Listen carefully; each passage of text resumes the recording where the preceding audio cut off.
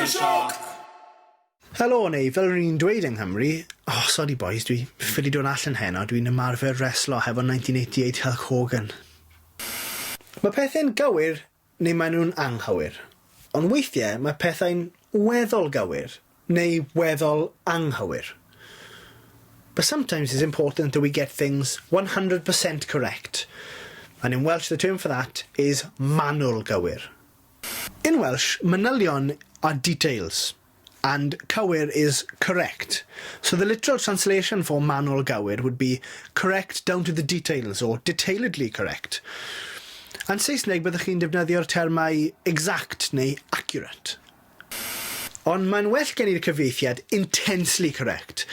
Bydd hyn yn well wrth trafod ddarganfyddiadau gwyddonol, scientific discoveries, sy'n dibynnu ar ddata sy'n fanwl gywir. I have spent many long nights peering at the skies above through this new peering device of my own construction, and I am here to inform you that, contrary to popular theories, it is the Earth, this planet on which we stand, which revolves around the sun.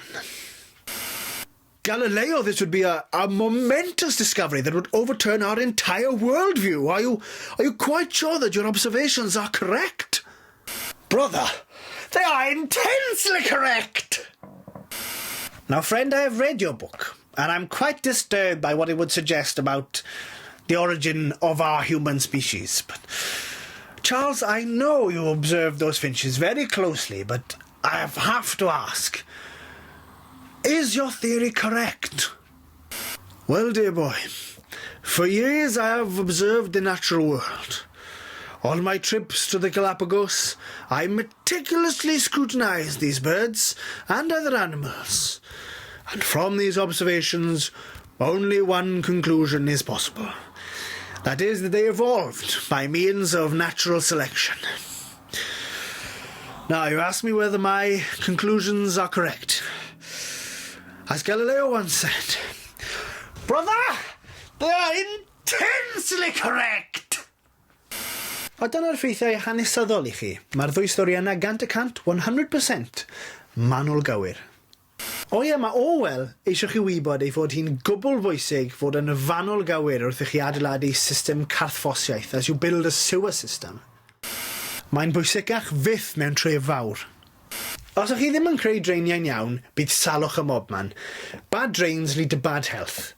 Mae'n bwysig fod y twll ddigon mawr fel bod rhywun yn gallu dringo lawr a sortio'r system. It's important that the hole is big enough that someone can climb down there and sort the system out.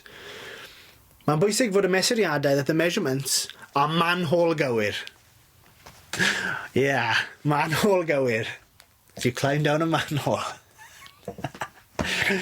Sorry, na I stopio. We're shocked!